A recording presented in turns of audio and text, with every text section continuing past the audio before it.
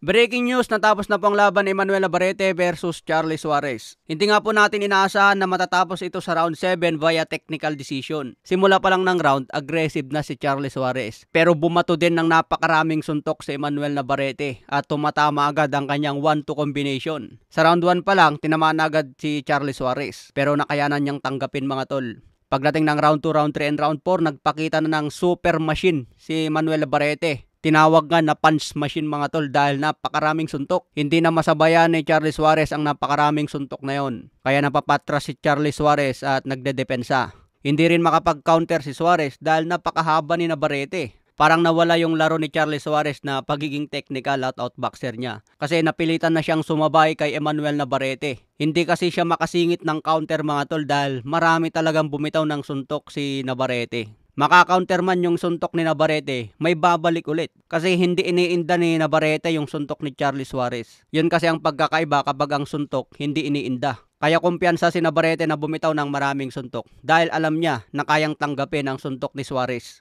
Yung mga body shot ni Navarrete mga tol sobrang solid. Talagang pasok sa katawan ni Suarez. Pero believe din ako kay Suarez dahil kaya niyang tanggapin lahat yun. Malalakas na patama sa ulo, sa katawan, kayang-kaya ni Suarez. Akala ko pagdating sa late round, delikado si Suarez kasi puro body shot na si Manuel Navarrete. Akala mo pagod na yung katawan ni Navarrete kasi parang outbalance lagi yan. Pero ganyan talaga ang laro niyan mga tol. Maraming stamina yan si Navarrete kayang bumato hanggang 12 rounds. Pero pagdating nga po sa round 6, dito na nagka-problema. Tinamaan niya ng left straight itong si Manuel Navarrete. Pagkatama niya ng left straight, saktong nagdikit ang ulo nilang dalawa ni Navarrete. Kaya tinawag tuloy na headbutt. Dahil medyo malaki ang sugat ni Navarrete, maraming dugo ang lumabas. Pinagpatuloy pa rin ang laban sa round 6 kahit duguan na si Navarrete. So pagdating nga po ng round 7, pinagpatuloy pa rin ang laban. Pero sobra na yung dugo sa ulo ni Manuel Navarrete.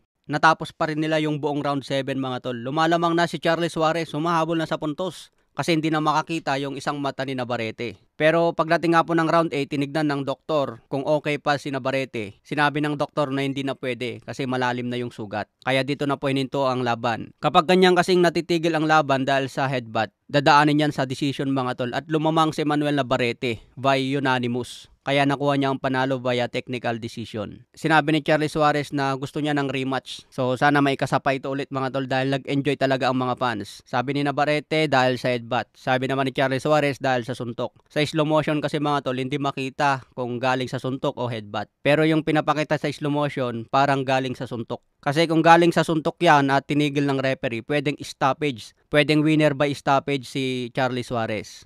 Pero ganyan talaga mga tol.